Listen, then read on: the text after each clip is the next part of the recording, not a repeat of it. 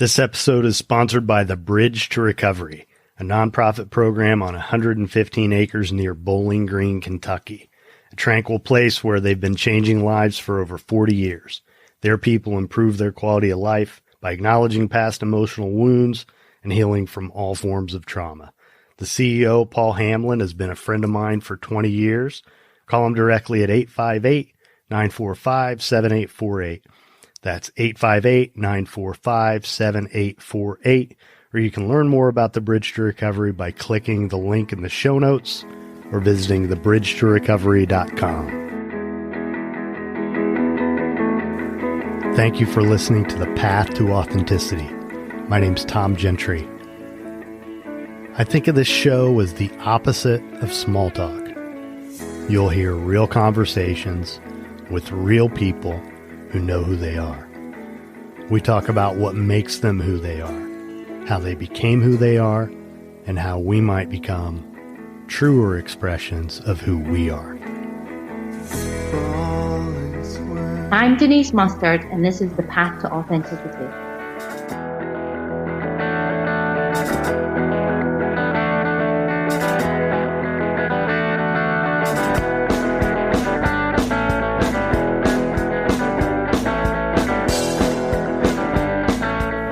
I'm Tom Gentry. Thanks for listening to The Path to Authenticity. As I record this, there are nearly 2 million confirmed cases of COVID-19 on Earth. About 500,000 of those are here in the United States, and they're approaching 100,000 cases in the United Kingdom.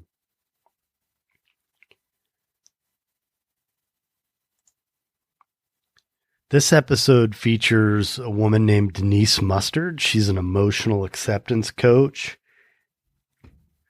She was on an episode a while back. She reached out to me a week ago and asked about being on the podcast again, which I really appreciate.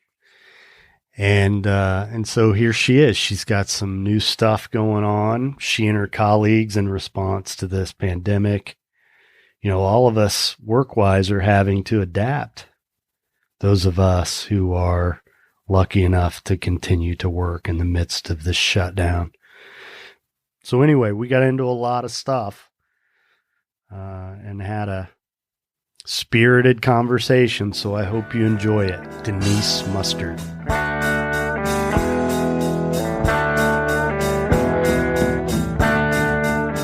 Just the product of bad seeds. So Deniz, thanks for coming back. I appreciate it. Thanks for having me back. Absolutely. So, you know, the last time we talked was about 6 months ago, and it was, I mean, it's like a different world compared to where we are today, right? Yeah, exactly. So, well, it can feel like that. It can feel like that. Yeah. I mean, this is pretty heavy stuff. And so it is a great time to have you on the show with the work, the emotional acceptance work that you do. You know, one of the things that I think, that I'm afraid could get lost on us and all the mania of this coronavirus stuff is that this is a really traumatic experience that we're all going through. Right? Yeah. Yeah. I mean, it's just, we've all been displaced to a degree. Right? How's this affected your work? So, I mean, for a lot of people, I mean, for me personally, I've come to accept the situation, right? There's nothing, and I've actually come to accept the situation that this is what we need. The feelings that people are feeling right now, they've always had them, right? It's just compounded a lot more, right? So if you're talking people who are more susceptible to catch the coronavirus and die of it, well, they already had a fear of death. So this has just accelerated this feeling, right? Yeah. It's compounded it a million times. So there's people who are petrified about leaving the house and then completely anal about like getting their shopping, making sure everything's sterilized, all that sort of stuff. So it is basically just turn the dial up, essentially what it has done. And it's an opportunity to actually acknowledge these feelings and be okay with it and not feel them anymore. These are opportunities for us to not feel it anymore.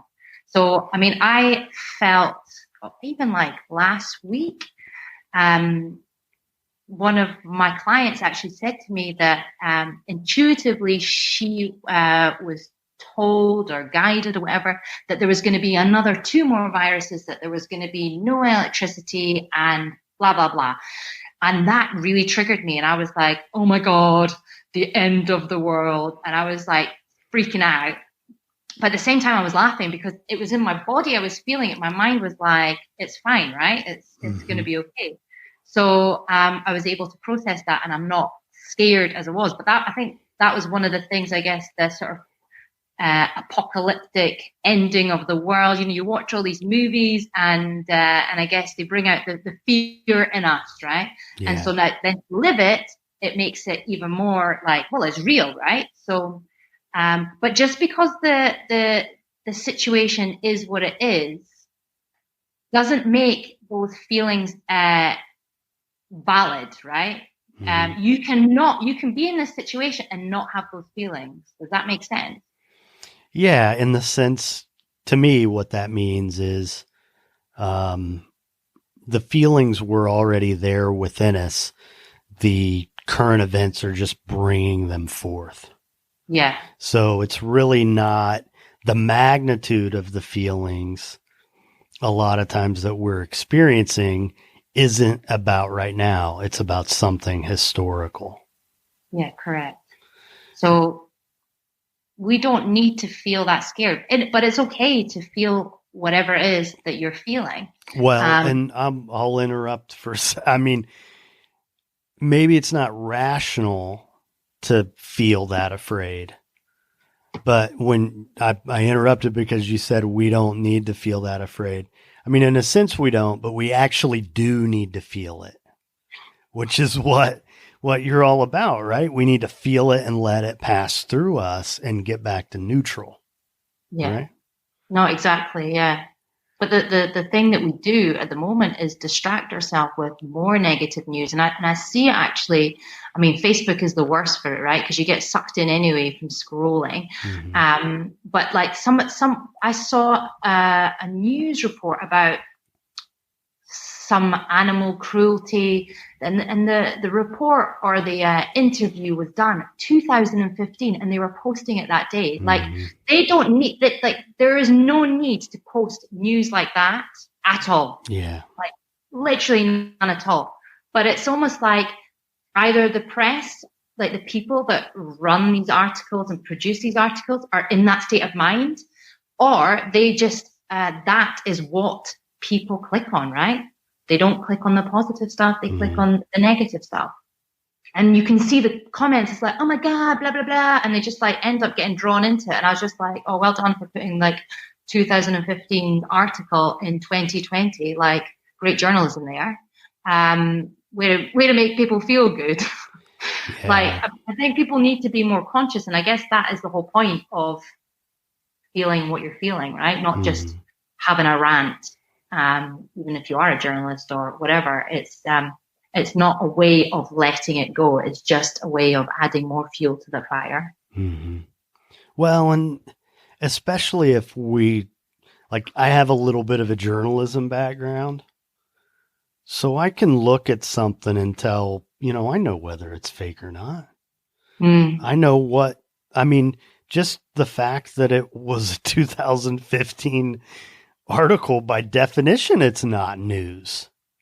News is new, and, it's really a setup. This, a lot of the stuff that happens on social media, and even at least here in the United States, one of the things that stands out to me as someone who earlier in life had a lot of journalism training, is at the bottom of the screen. And it doesn't matter what network it is, whether it's CNN or Fox or MSNBC, breaking news.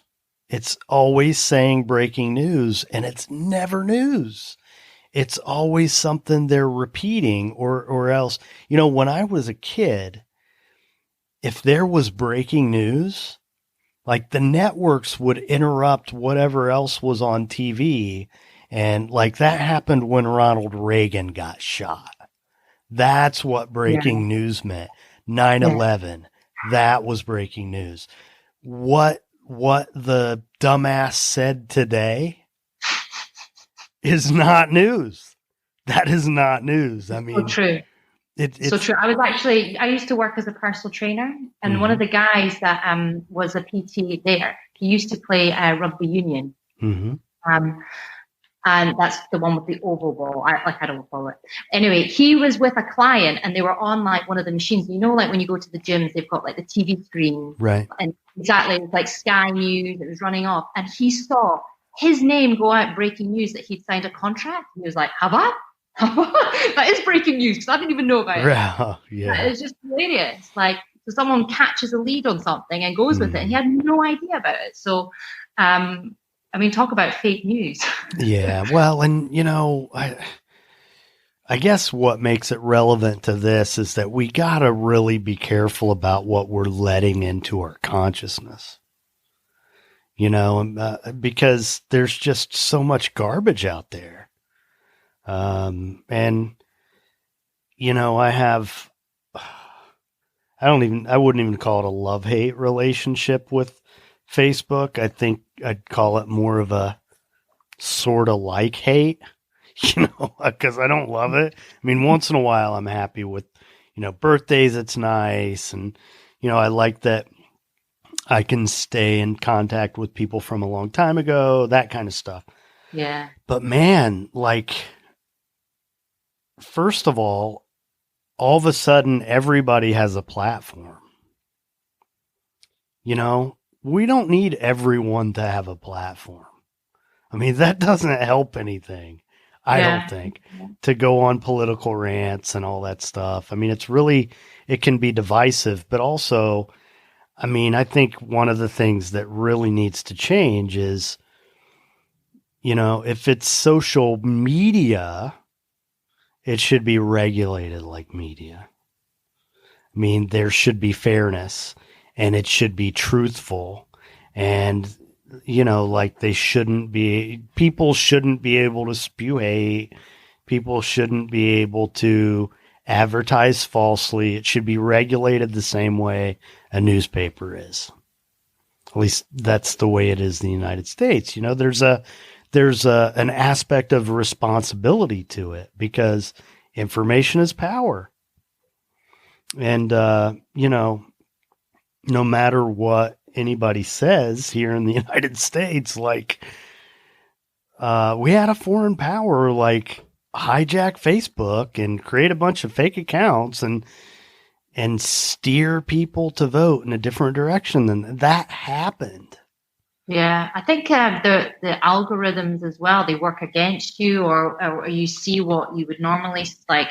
They do stuff like that. I mean, you could have a text message conversation that you split with your boyfriend and then end up getting adverts of like Lonely Hearts or you want to go on a date and all this sort of stuff. My friend told me that she had that like last week. Mm-hmm. So, yeah, it's all like they listen to what you're saying. But then, I don't know. There's no sort of like, I know what you're saying with the filter, but then I guess that kind of goes into territory of, well, this is a big platform with lots of people on there. So how do you do that? Because you've got a lot of potential bullying going on. And yeah, and there's like a lot of people talking potentially a lot of shit. Yeah. Well, and it's, I mean, it's essentially an antitrust issue. I mean, because it's such big business and, you know, Facebook has a corner on the market. I mean, it's not like they're really competing with anyone. Yeah. But at the same time, it's important, like you said, if it's an NI issue, then it's so important that people like us are able to verbalize and express how we feel Right. so that we can be heard, right? So I guess it works in our advantage too. Right, right. I mean, it's the good with the bad because, like, I mean, I like having Instagram and I like posting stuff, you know, and having a voice and being able to express myself and, you know, pick up bits and pieces from other people. And, you know, there are things that I really like about, but I just think, I don't know, you know, one of the things that I've been getting on myself about lately is I'm on my phone so much, you know, I'm just on my phone so much. And, it's that I could be doing something else with that time that would enrich my life more. And so, you know, I want to start disciplining myself to, you know, manage my time so that, you know, maybe I go on Facebook or Instagram or both 2 or 3 times a day. But what I end up doing is, like today, I posted a podcast episode with a bunch of trackable links and arranged for other people to share it. And, you know, it's important that this message gets out. And so I'm all day keeping up with it. Like I'm checking in every time I wonder how it's doing now. Wonder how many clicks I have now, that kind of thing. And that's, you know, that's really easy to do. Like I posted an old photo of myself on Saturday night. And, you know, every so often I'm going back and seeing what this person or that person said. And it's designed to keep us hooked in. That's, you know, it is inherently addictive. I definitely feel what you're saying. When like this last week, you know, we've been promoting our emotional fitness workouts, and so the commitment was to basically show up every day, do a live on different platforms, and just get the message out. And ultimately, what I said to the rest of the team was, like, because there was a bit of resistance there, you know, I don't have enough to say, or I feel like it's too much, or, you know, the ego makes the excuses, right? Right. And I said, look, this isn't about what you have to say or whatever. This is about you showing up for you and allowing yourself to be seen, right? Right. Because there's an important message to be said, to be told. And currently, you know, like I said to you before we got on the call, just like the news feeds are filled up with negative or TikToks. So you don't really have a choice to actually inform yourself about how to deal with how you're feeling, right? And that is what people are needing right now. So, you know, you got to let go of the need for that validation and know that what your message is out there is truly to help and to support others. And just showing up for yourself, and then, you know, with the good intention, is going to create traction that you want. So you just gotta let that sort of, I guess, that need to be filled. But also, like, you know, when we're feeling down and lonely and we're looking for distraction, Facebook offers that, right? So it takes away from how we're feeling. You know, we forget for half an hour, we lose track of time. Oh, now it's got time to go to bed. So, right. And a lot of people, you know, when I've spoken to them, they're like, yeah, I'm okay. But they're okay with being okay, right? Because there's almost like a valid reason to feel the way that they're feeling. And, you know, if the power of happiness is in your hands, it shouldn't matter what the situation is. And that's ultimately the tool of emotional acceptance, is the power, it's the ability to change how you're feeling and not be your emotion. I feel sad as opposed to I am sad, right? Right. It's two different things. So, and I think a lot of people need to be made aware of this, and because it's so easy to get consumed with everything and just be like, oh my god, oh, because it's not just a case of sitting at like, well, you've got different layers of it, right? You've got the stress of either if you've got a family, you're trying to work from home and you've got to homeschool your children, then you've got that stress being with your partner for that like period of time that you would not normally, with essentially problems that you probably haven't dealt with or you should have dealt with long before, all coming to the surface. I mean, that's one layer. Then if you don't have that and you're by yourself, then you're faced with yourself and the loneliness and what that brings. Or you've got the fear of going out, the fear of your loved ones, their health, the situation escalating, the loss of feeling like the world is never going to be the same, and the loss of freedom, the loss of your rights being taken away. There's so much going on right now. To say you're okay is just BS, right? So, yeah, it's and you're talking about like there's people with the 5G conspiracy theories and stuff who are burning down masks. Those people are scared as well, right? That's why they're doing it. Right. That is not a normal thing to do, right? You might believe that 5G isn't good for your health, right? I don't think that's going to be good for your health. But to go down and burn it down, it just is moronic. It is not logical for anyone to carry these feelings around. It does not serve any purpose whatsoever. No. So, yeah. And so what we offer at Team EA is a chance to work these emotions out. So we are creating emotional workouts so that you can come into a class with a certain feeling and allow those emotions to work their way out. And I kind of describe it as a balloon. You know, when you blow up a balloon and you blow it up with air and you hold the tip of it, you don't tie a knot in it, and you let that balloon go and it will go round the room until it lands down. And so that is, almost essentially like a layer of emotion taken off right there. And that's how you let them go. It's creating awareness to the sensations in the body. And it's to be okay with whatever it is that's coming up and just let yourself be triggered, let it come up, and then it will pass. Like anything, right? You're not going to feel like this forever. Right. So it's a good time once it's like come up to just let it go. So and we're also it's free. I don't know if you had a look. The sessions that we're offering is daily and free. No. So, and you'll provide me with links so that I can share it with this episode. Yeah. Good.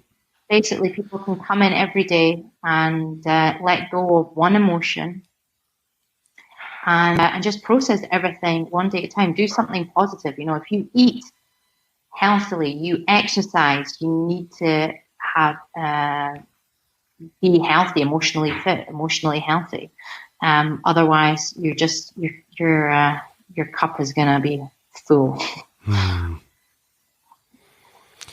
So, what are things like over in the UK? Well, I went shopping today, and I got to clean my trolley before I went in, and there was a queue on the way out, so it's like one in, one out. You see people, some with masks. I was wearing gloves before, and then I saw a doctor saying that if you touch this, then the gloves, then the germs stick to that, then it sticks to that, then it sticks to that. Right. And I was like, oh my God, I'm not even going to bother. I'm just going to wash. So just take my hand sanitizer with me and sanitize my hand before, sanitize it afterwards. And yeah, I'm not too, like if it's that contagious, I'm going to get it, right? So, if I'm going to get it, I'm going to get it. I'd rather, I've accepted that, so that's not a problem. And I know people who've had it and stuff, so I feel safe. I don't feel like I'm just abiding by the rules because I'm not an idiot. So yeah, and I feel safe for the most part. I mean, I feel a little panicky sometimes. but But for that's the okay, right? most part, I mean, this is survival. So, and people are dying, you know? Yeah, but people like the thing is, right? People are dying anyway, right? It's just that we know about it. So that makes it worse because there's a tally. But if you actually look at how many people are dying every day anyway, like I think the stat in China, 250,000 people die each week in China before the virus, right? Right, So lots of people die. It's part of life, right? right. And that I mean, I've kind of accepted that fact that that's part of life. I don't feel like I'm going to die anytime soon. Like some people have like a lot of like their health is their like main trigger and worry. Like that's never been an issue for me. I always knew but for some it's not, right. But for me, I guess the end of the world was a big trigger, right. That's what I've processed the last few weeks. Not rational at all.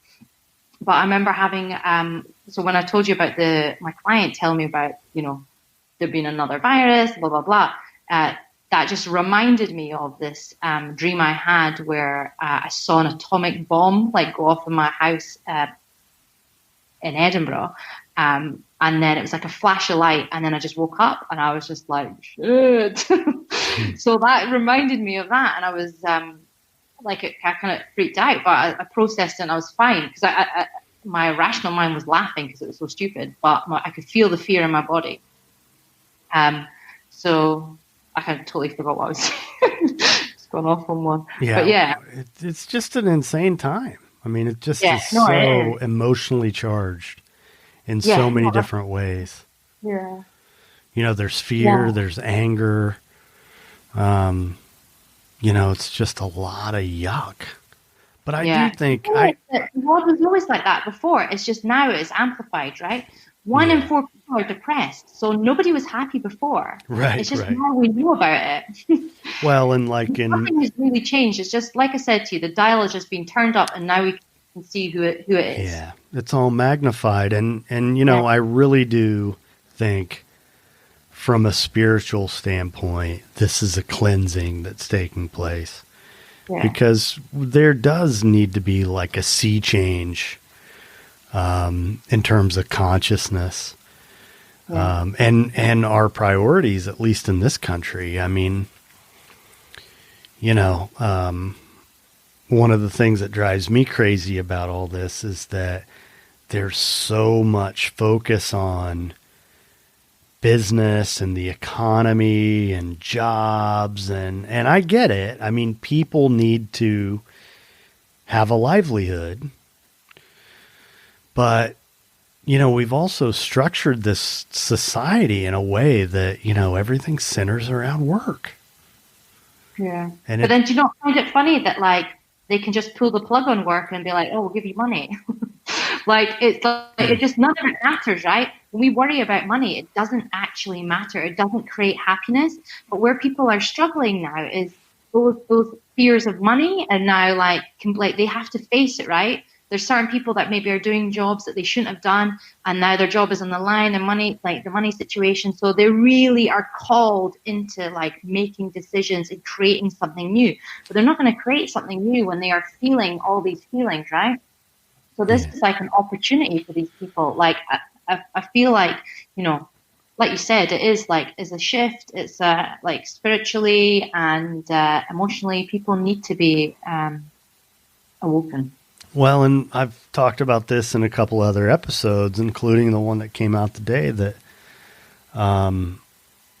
in my day job, behavioral health care, addiction treatment, we've had to really do things differently.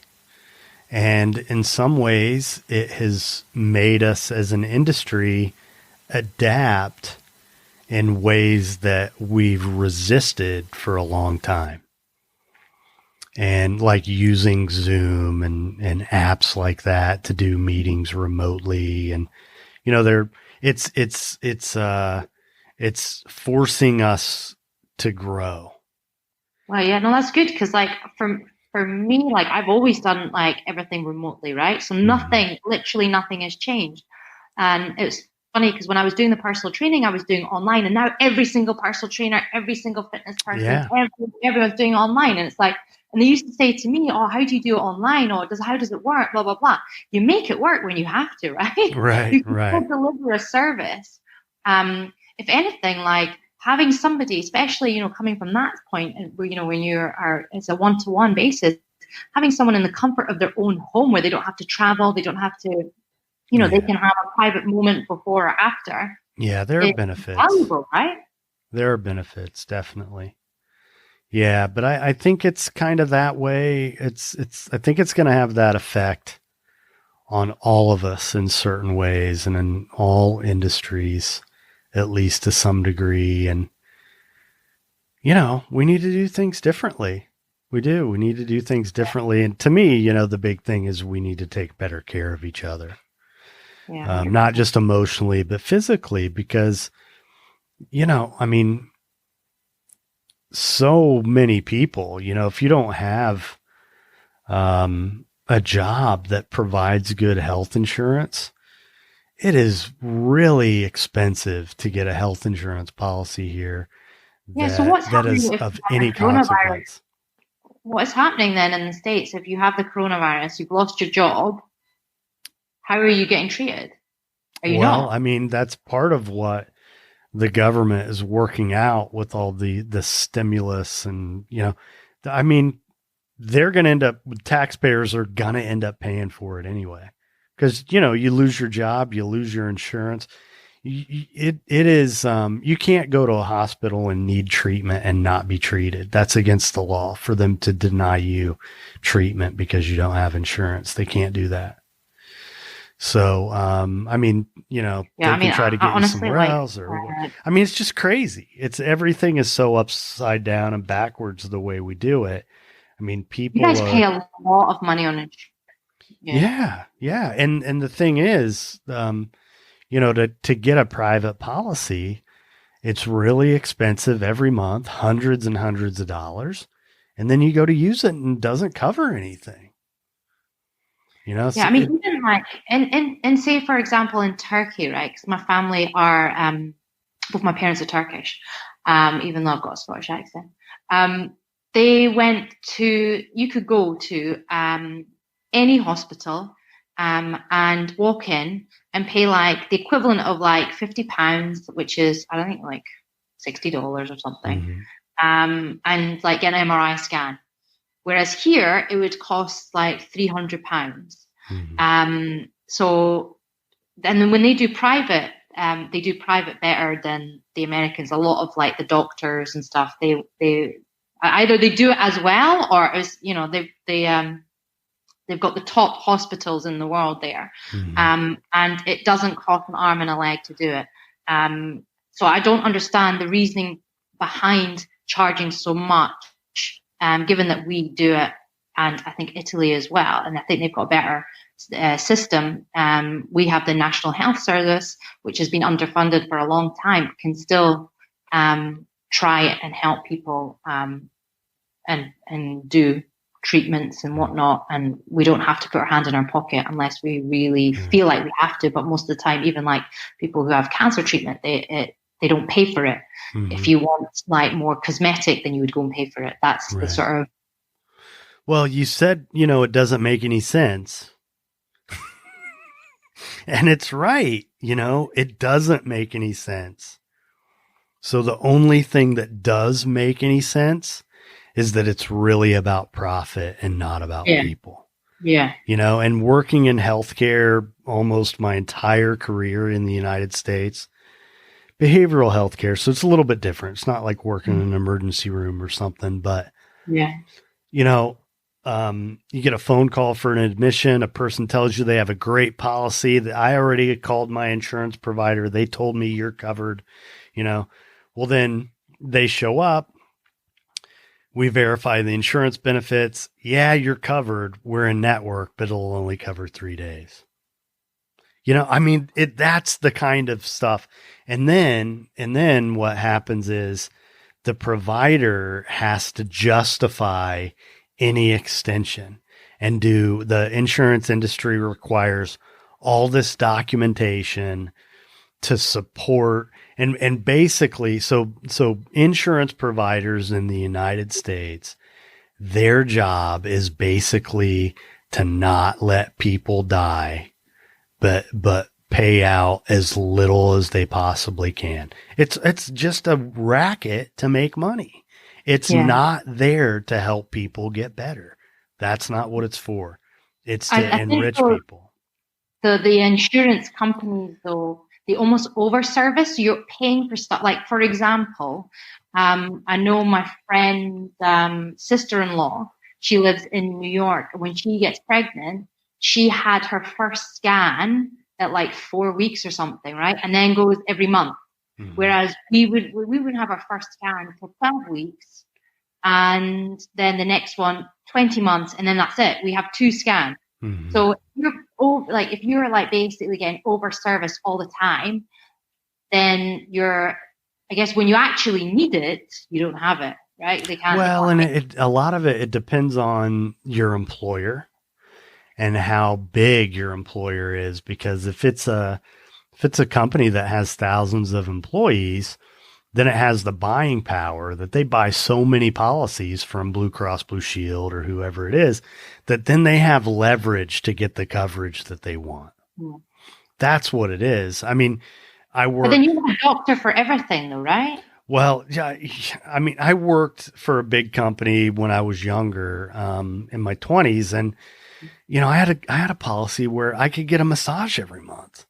Oh, really? At a chiropractor. I'd go to a chiropractor and they had a massage therapist every month. It covered. I think I paid like $15 for a copay, and then, years later, it's like, man, I can't even go to the Urgimed without paying $140, even if I do have insurance. I mean, it's ridiculous. It is.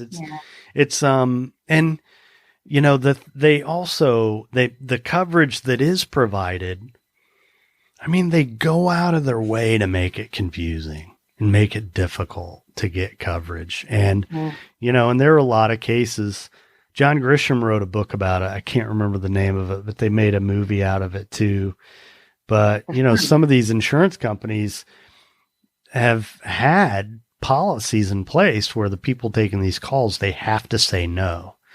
That, it's not legal anymore, but it used to be like you had to go through 3 no's before you could ever get a yes for coverage. I mean, that's the kind of stuff they have done. I mean, it's just, it's something I get really worked up about because it's just so ridiculous. And to me, that's what worries me so much about this pandemic. It's,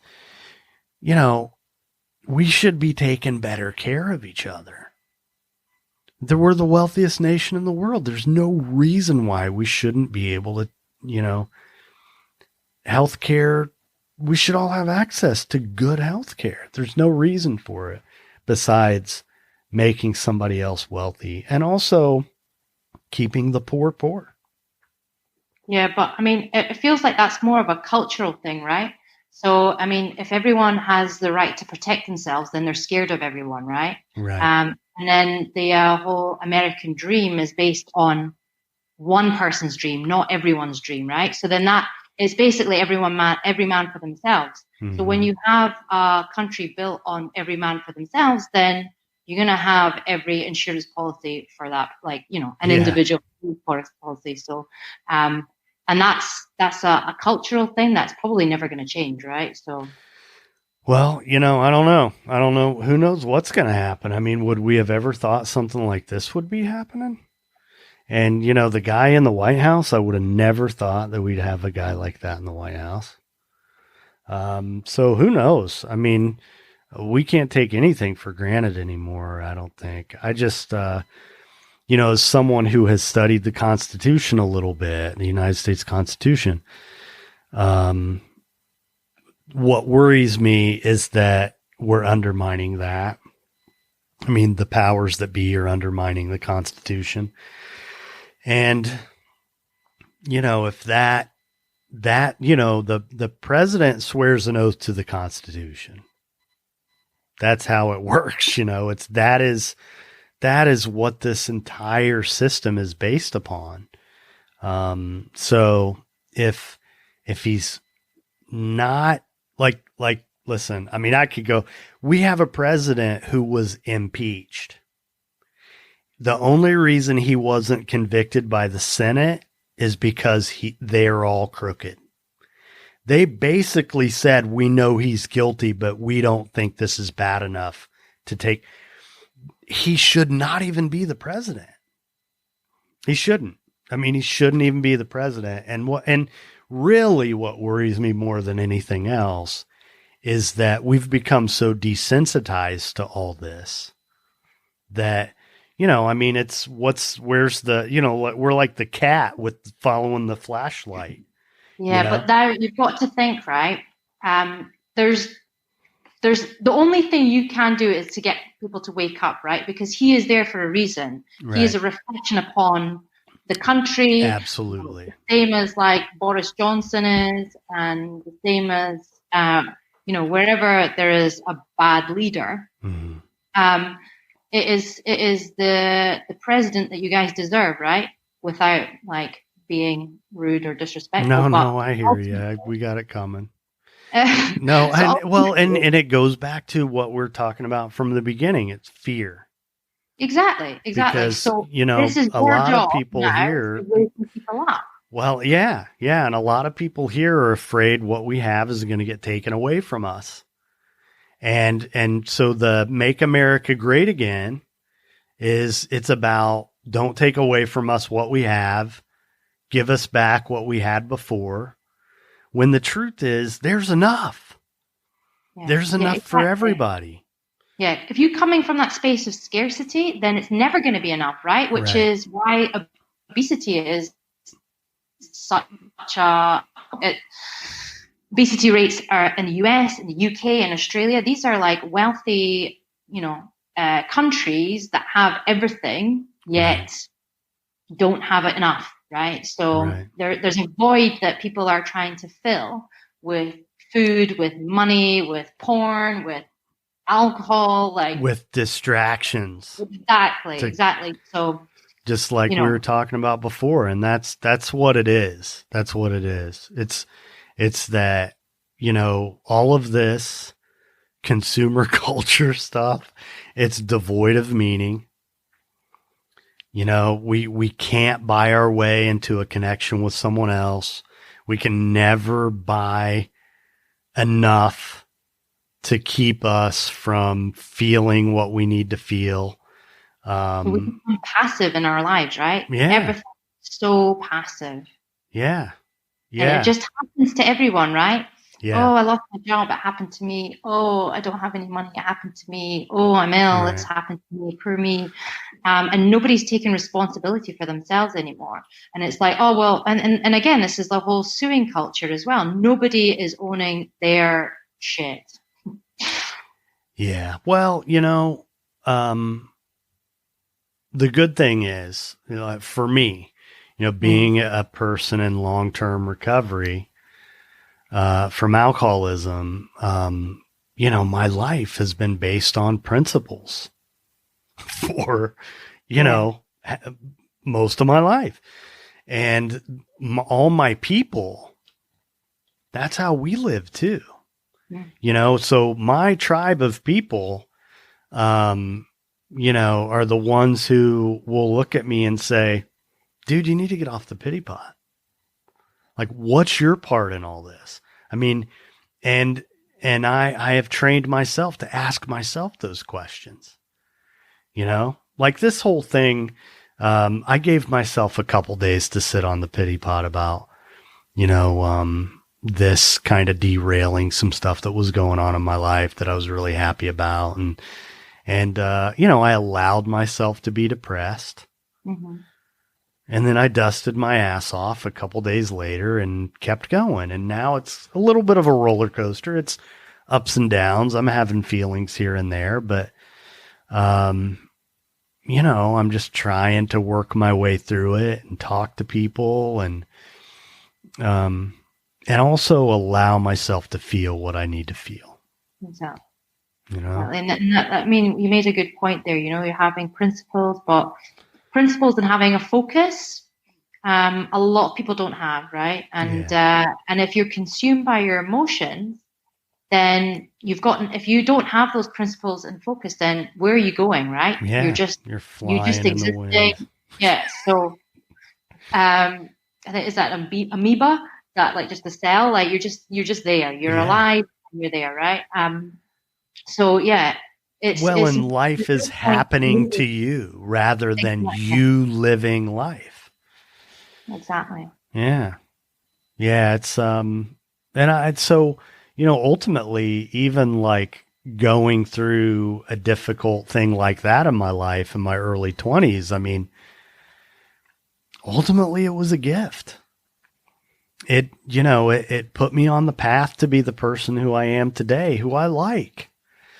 And to have the life that I have and all the people that I have in my life. And in some weird way, this whole COVID-19 thing will work out the same way. I know that it's going to be okay. That's my faith and my conviction and my principles that I know that. I know that. But for the people out there who don't know it's going to be okay, I mean, they got to be a mess right now. Yeah. And so I think what we end up doing, at least here, is people get distracted with politics or news or sports, which that's another, like nobody has sports to be distracted with, or always going, or religion, and not even to mention addiction.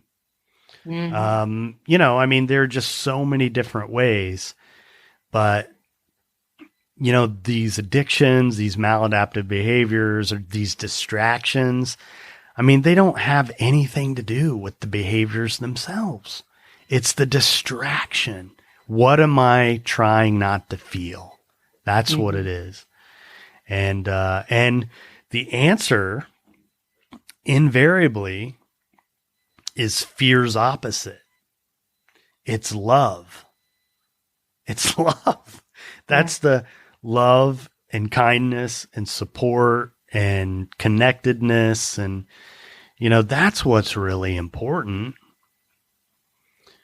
It's true. And that's what's going to get us through all this stuff. Yeah. Ultimately, a lot of people, they might feel love, but it's either A, it's conditional, not unconditional. Right. And B, they don't give themselves that love. Mm-hmm. So, I mean, that's where the problem starts, right? A lot of the time. And if you think about it, it's back to the scarcity thing. There not being enough love. I don't have the love that I need, or if I get this love, I might lose it, or, I mean, it's all about not having enough, when the truth is there is enough. And that, if we love ourselves, we love other people in a better way. And we also attract more love, and like, it's like this, at the end of each episode, I say, be nice. Like, that's how I end each episode. And, I just that is a loving place in me that's saying that. And it's because I know that when I treat people with love, it grows. They respond. Even if they're assholes, they're not quite as bad as they were before in terms of the interactions. It still softens people up. It throws them off, if nothing else. Kill them with kindness, as right. They say. But, so I just decided a few years ago, I don't want to live in a world where people don't say hello to each other. I don't want to live in a world where people don't make eye contact with each other. I'm not going to do that. So when I'm in the elevator and I see somebody, I'm going to say hello, whether I know them or not. And we're passing in the hallway. That's, I'm not going to pretend like other people don't exist. I'm going to practice kindness. And that is loving. That's a way to give love and it does. It makes things better. It makes life better. And it softens our hearts too. It is. It does. Yeah. It's true. So, man, this has been a spirited discussion, hasn't it? We've had our ups and our downs. Yeah. Well, a lot of times I try not to get too deep into politics and this, but it's hard not to right now. It is really hard not to. They are dictating a lot of stuff for us, and dictating, controlling, whatever you want to call it. So we have to find freedom from this, and I think that's important, because as much as we're in the safety of our own homes, the fact that we can't step out of our homes and live life as we want to could potentially, not saying it will, but it could potentially change the status quo. And because people are living in such fear, they will take that information as, well, they're doing it for the greater good. But, when we're coming from that place, that somebody controlling our freedom is not from the greater good, right? So we should be able to make that conscious decision, I don't want to do this because of X, Y, and Z, as opposed to being trapped in our houses or whatever the future holds for us, right? Yeah. We've got to surrender to it and make it, I think expression is going to be important now. So as much as we don't like hearing what other people have to say, it's important that we have to say what we have to say in order to get the message out and to empower people and get them to the path to their authenticity, right? Mm-hmm.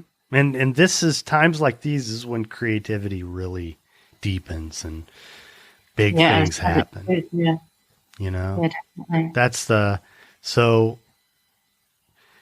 if we can, the uncertainty is really scary. And if we can embrace it as mystery, we don't know what good's going to come from this yet, but we can trust that it's going to be good. Yeah. It's just that we're programmed that uncertainty is a bad thing, right? But when you step into the unknown, when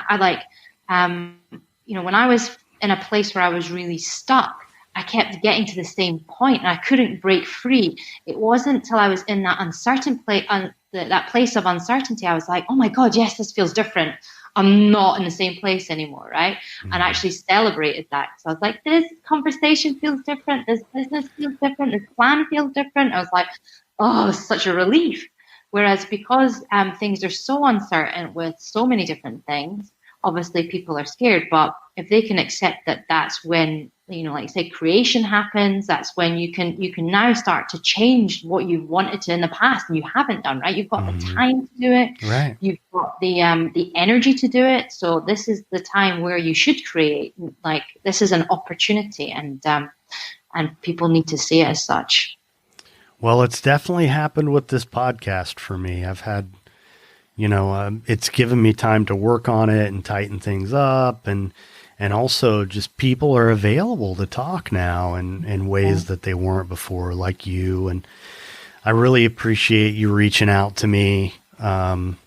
Anytime you want to come on, we probably ought to try to steer away from politics. Next time, hopefully everything will be a little more calm. Well, maybe you can sign up to the fitness, emotional fitness membership, and then maybe you can talk about your experience or something. Okay. I have some people who could really benefit from what you're doing, and it definitely made an impact on me, and it's just another tool in my toolbox, And I think what's most significant about it to me is it helped me deepen my recognition of the physical aspect of, we carry this stuff around in our bodies. We really do. And we deserve to feel better. We do.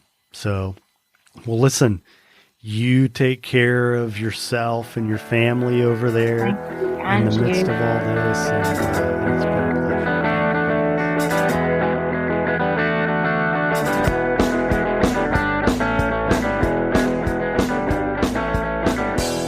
Thanks for listening to The Path to Authenticity.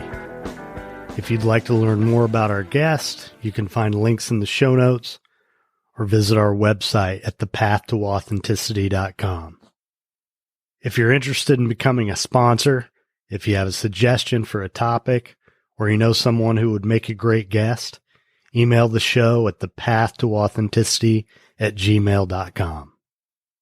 If you enjoyed this episode, please leave a review on Apple Podcasts.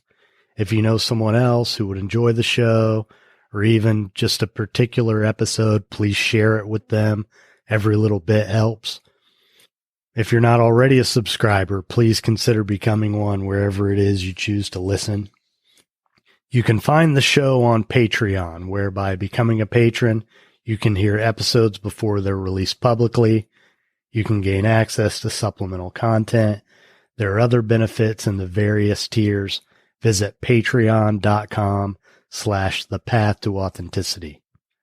Join our Facebook community or follow the show on Instagram, both at The Path to Authenticity.